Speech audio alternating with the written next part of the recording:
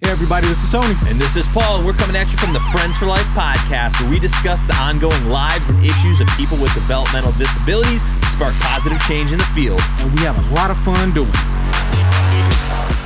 Making sure that individuals are reaching the goals they have set for themselves. That's one of the many goals of Assured Health Services. If you're looking for a residential care provider or searching for ADS services, Assured Health is your go-to place. Assured Health, helping others succeed.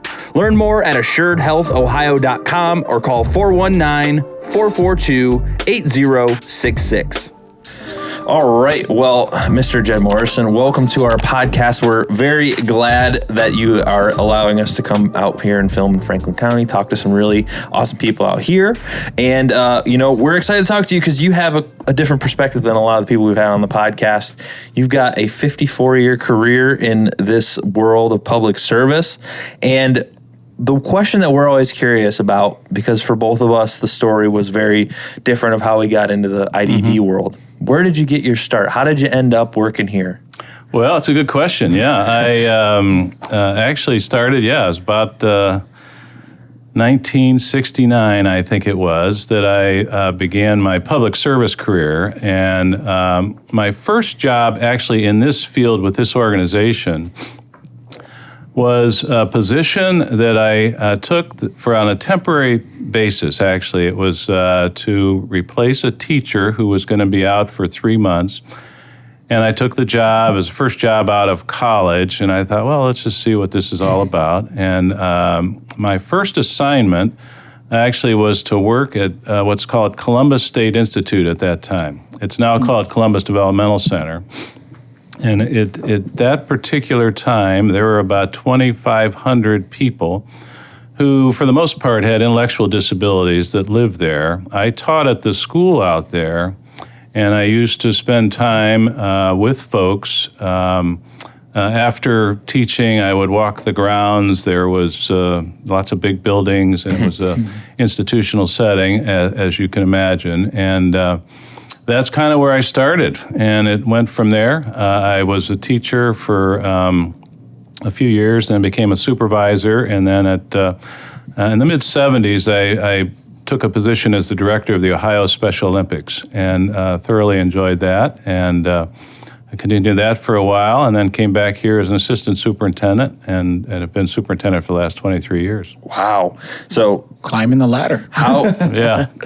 We'll just get right into it. What are some of the major changes you've seen in the field over this time period? Because it's changed a lot since I started in the last couple of years. Let alone, I can't imagine in the last 20-something years how different it's changed. It's a good question, and it really it's been pretty amazing when you stop to think about it. Back when I started, as I said, my first assignment at an institution here in Columbus, Ohio, 2,500 people lived there. At the same time, about 2,500 people lived at what was called Orient State Institute. And that, too, is in central Ohio. It's actually in Pickaway County. Mm-hmm. So you had 5,000 people living in large congregate settings. Today, just to give you a perspective on that, there are no folks with intellectual disabilities that I'm aware of that are served at Orient. That's now a correctional facility.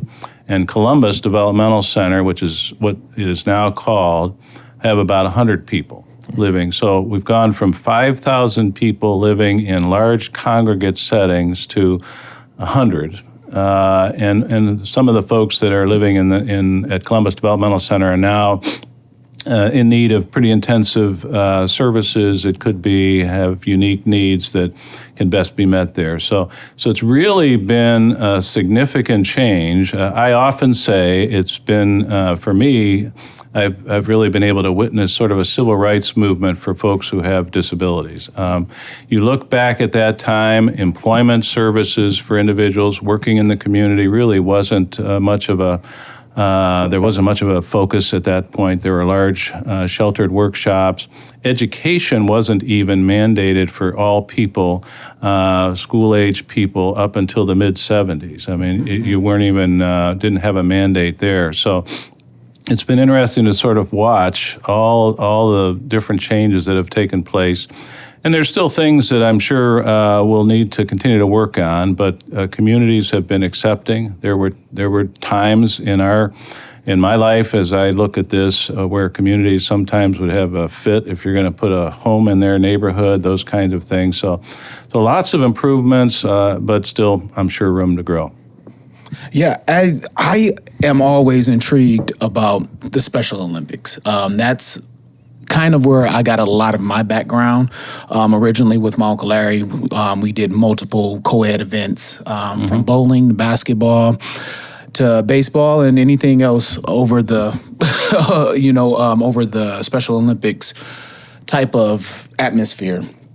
But as we continue to grow and there's new sports and new things beginning to arise, how do you feel the community is interacting with our population of people? And is it becoming more of a realization that we can have more co-ed events? Well, good question. Well, first of all, regarding Special Olympics, like you, I think it's a great opportunity for people to participate in inclusive types of events that are supporting people with and without disabilities. There now is a big focus on what's called unified sports, where people who have disabilities alongside of people who do not are participating, and so that's kind of neat. But it's also a very positive, I think, a very positive approach in working with folks in the community, lots of volunteers, lots of support. So that has helped, I think, in terms of acceptance throughout the years, and that continues, and I think it continues to be a very strong program. Generally, to your specific question, I think community attitudes have really been great. Our community here in Franklin County has been very, very supportive. We generate what are called levies. They're tax levies that support people.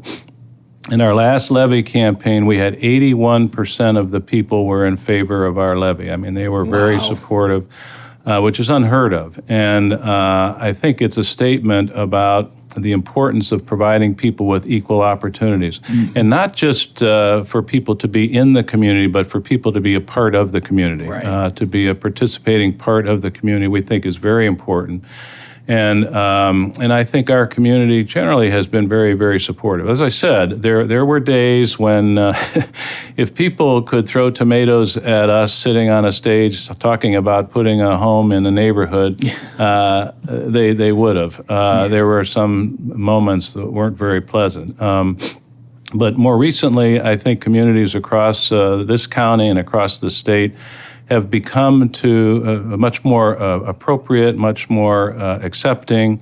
And I think some of the changes that have happened in our system, whereas group homes that used to be developed with 16 people or 12 people, now the laws say you can only put up to 4 people together in a home. And so those kinds of changes and the way things have evolved over the years, I think, have really made for, I think, a much more accepting community and lots of opportunities for individuals who have developmental disabilities. Yeah, that's really amazing. We're glad to hear that, because with this age of technology, we're trying to use this platform as an avenue for change as well to get, a broader audience excited or to learn about what it's like to be an individual with disabilities and how, we can all live together. Some people are still afraid of people with disabilities, and it's never going to be a perfect world, as we all know, but we are trying to do that change, and you've experienced a lot of that. We've been to quite a few county boards already, too, and they're all different. Everybody does their own thing. What do you feel separates Franklin County from other county boards? You're obviously biased that you've been here for a while. I am a little bit biased. I've been around a long time, and so I am biased. But, of course, there's differences in terms of size. Franklin County is big, Columbus, Ohio, and all the suburbs. We serve over 20,000 people throughout the course of a year. Generally, at any one time, it may be closer to 12,000 or so. So it's a lot of people. And when you have a bigger organization serving a number of people, then you might have opportunities to specialize in some cases, whereas a much smaller organization might not have the ability to maybe have certain specialists on their staff or to afford certain types of special services. So we're fortunate in that respect. Frankly, I learn from other counties. I meet with other superintendents throughout the state. Whether it's big county, small county, medium-sized county, I learn a lot from all of those folks. And hopefully we can share some of the good things that we do from time to time. But I think it's exciting to learn from others, and when you have a much bigger organization, then I suppose you have opportunities that you can expand on. Yeah. So it's my understanding that you're going to be retiring here pretty soon, and with a long career, you've seen the growth of this world and how things have changed. Is there anything that you're excited for the future of the DD field, the world, opportunities for people to work in this field, because it's always changing. It's always there's ups and downs. I mean, we're going through this whole COVID staffing crisis thing is ever the biggest deal we've heard about for the last few years, and then there's been a lot of good to come from it. There's kind of been a lot of hurdles. Is there anything you're excited for maybe the new generation to kind of pick up on and take off on? Yeah, I think so. I think people more and more are learning that opportunities for employment in this field are pretty neat and more community-based.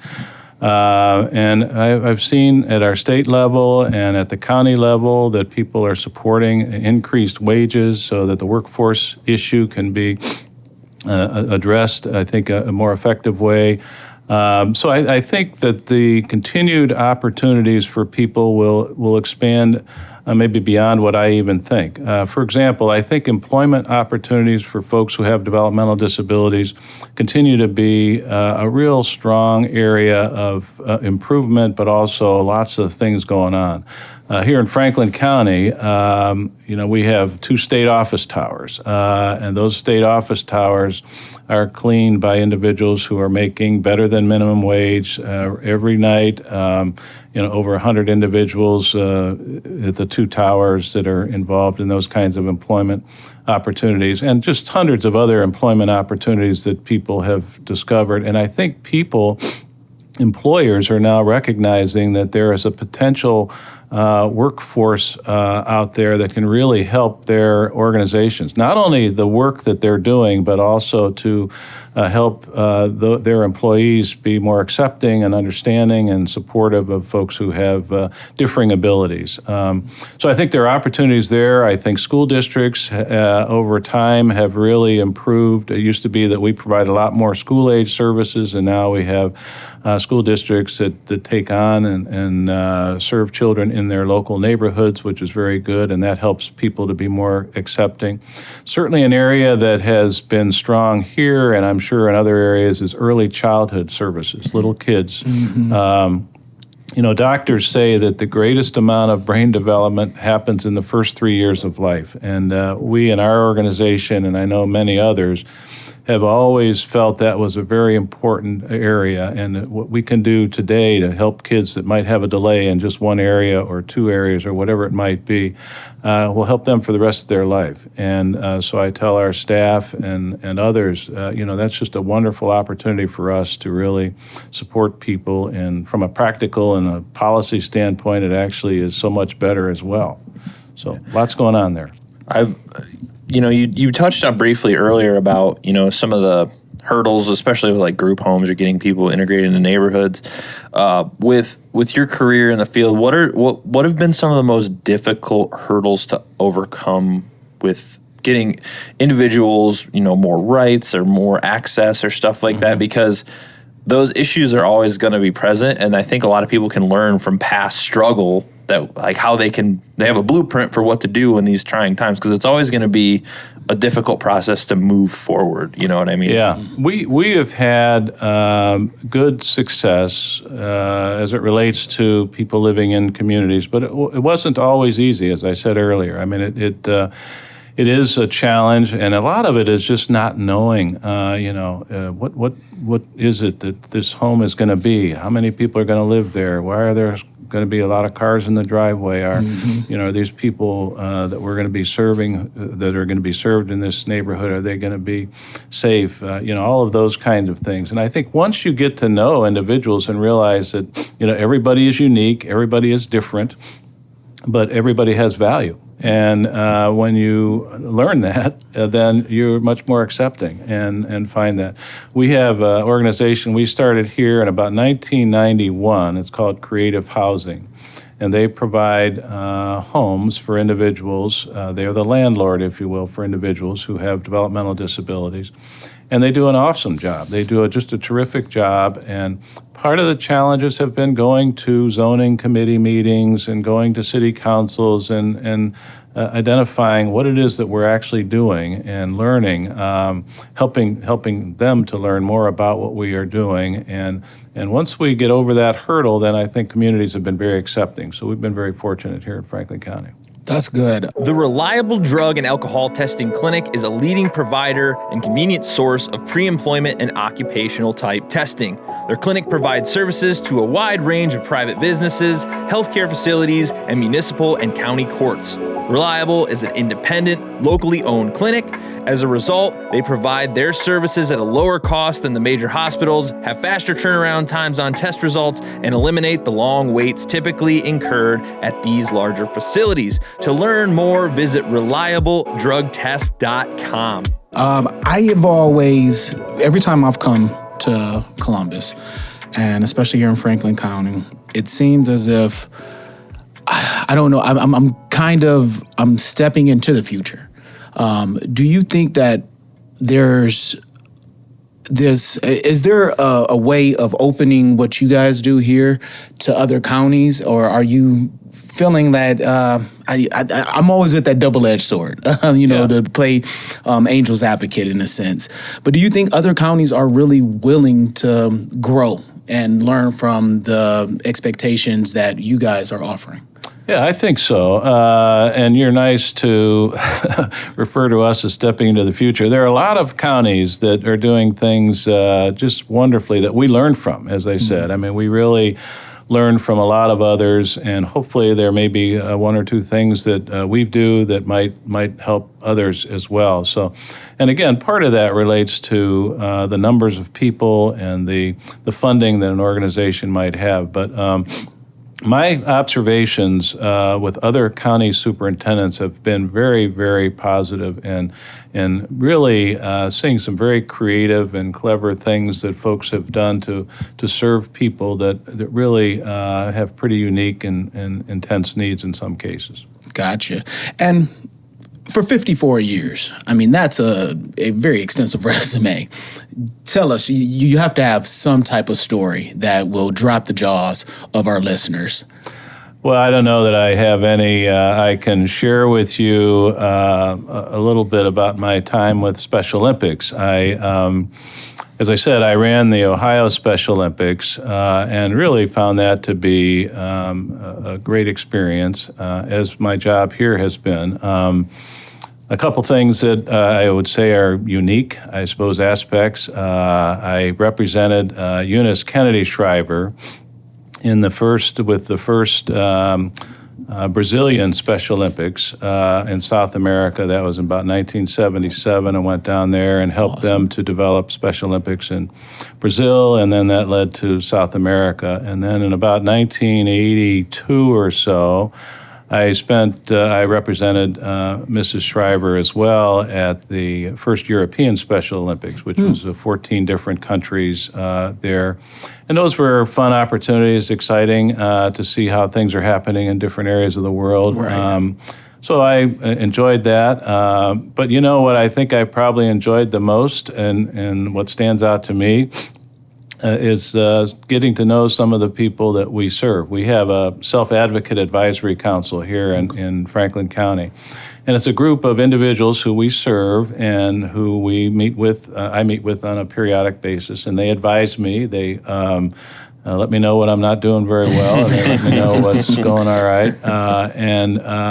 Getting to know the people that we serve, getting to know their families without being overly corny about it. But I mean, that has been a pretty neat part of my job, not to mention the staff that we have. So, yeah, it's so funny because when you think of working in the IDD field, generally international travel is not what people think of. So that's pretty awesome. So with the Special Olympics, obviously it's grown pretty big over time. It's kind of a big deal nowadays. What's some of the stuff that's changed in Special Olympics over time? I mean, I'm sure it used to be fairly small, and now it's like a big deal. I took over in the mid '70s, and at our first state games, there were 2,500 people that we had. So it was pretty big back then. It started in about 1968, and then it's grown.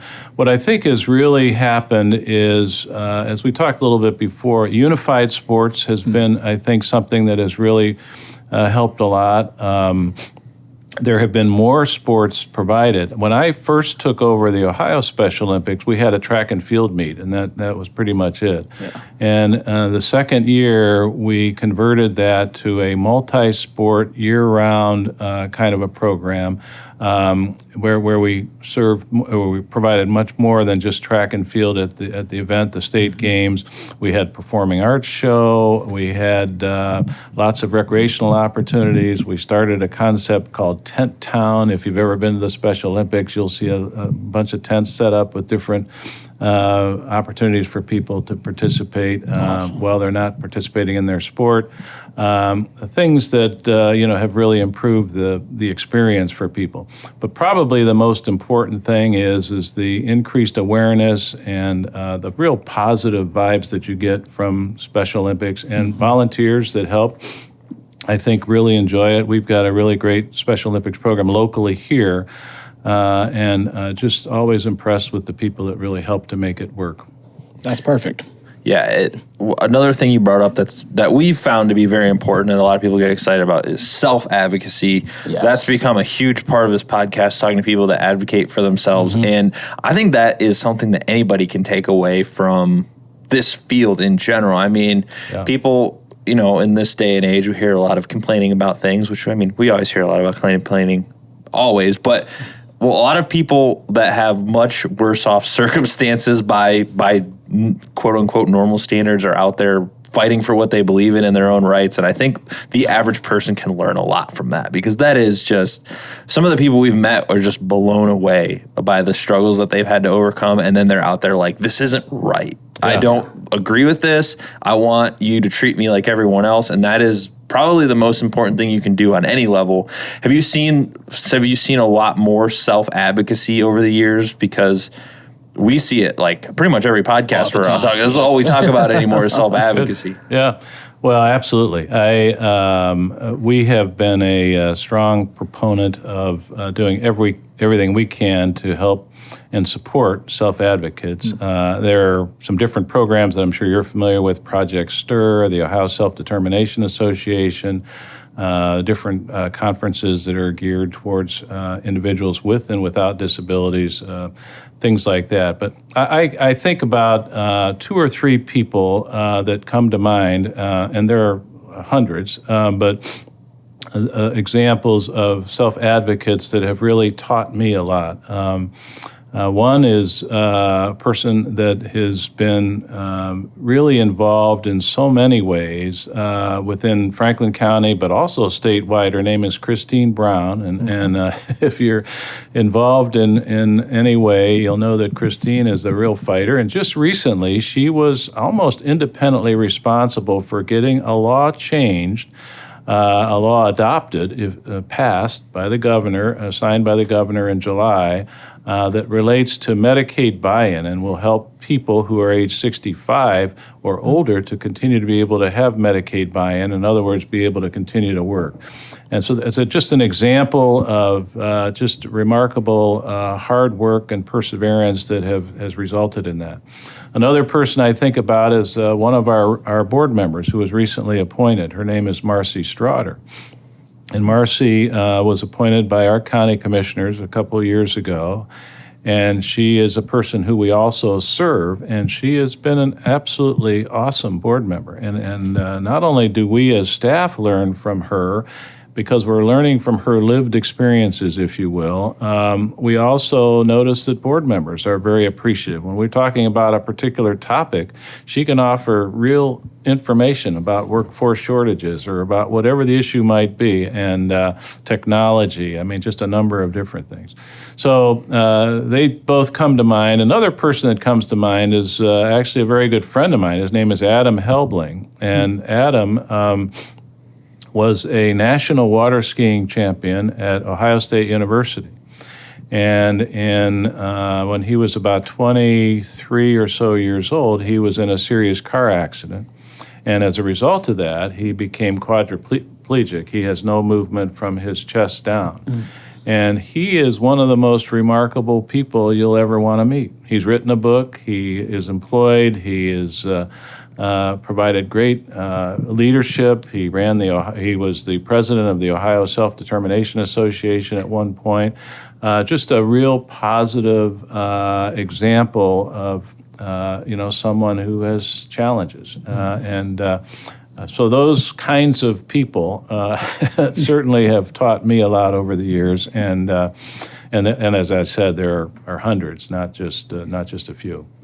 Definitely so. Goodness.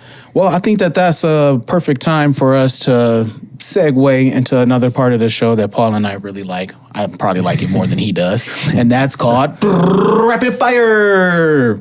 Rapid Fire is a part of the show in which I ask you 3 questions in a would you rather scenario. The quicker you answer them, the less talking we do, but maybe not. Who knows? Right. Are you ready? I'm ready. All right. Would you rather be in jail for 5 years or in a coma for a decade? That's an interesting question. I think I'd probably select jail. Yeah, I hear you there. Let's live our lives. Would you rather wear the same socks for a month or the same underwear for a week? I think I would go with probably the socks. Good choice. It's going to be some very crusty socks. All right. Would you rather have a third nipple or a 11th toe? I really wouldn't mind having another toe. Interesting question, but we'll go with that. Well, you just did it. You made it. All right.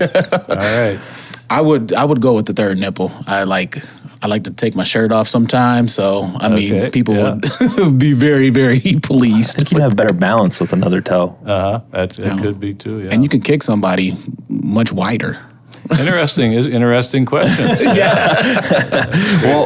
Well, that's usually how we wrap up here. But before we go, I mean, you've had a lot of experience. You probably had more experience than most people in this field anywhere. So is there any kind of words of wisdom that you'd like to share with people, moving forward, especially in this time where, there seems to be a pretty big turnover rate? Like, why would you recommend working in this field? Well, the reason I have enjoyed it so much, and I think many do, is because of the people that you meet, and you feel good about what you're doing. I mean, you're supporting people, you're helping people, and I think that's a privilege. And it's a privilege also to get to know people, to learn from them, regardless of their ability. There are lots and lots of people, and as I said earlier, everybody has value, and you can learn from folks. So it's a great field, and it's also, I think, a very good feeling to be able to support people in any way that you can, whatever you can contribute. So I think it's a lot of opportunities. There's a lot of different types of positions in our work, and there could be a good career for an awful lot of people. All right, Sounds good. Thank you not only for your time today, but being hospitable to us here at Franklin County Board and for everything you've done over the years to help people. So we just really appreciate it, and we like to find good people doing good work out there. So thank you very much for all that. Thank you very much. It's nice to meet you all. Same here, Jed. Thanks. Yep. THS Remote Supports is clearly focused on improving independent living through dynamic and personalized services. Their systems have been carefully developed and perfected to ensure that everyone receives the best care through the least intrusive means possible. Located in Cincinnati, Ohio, they've spent over 20 years providing in-home supports to individuals with disabilities. If you or someone you know is looking for a remote service provider, go to thsrss.com or call 513-882-9088.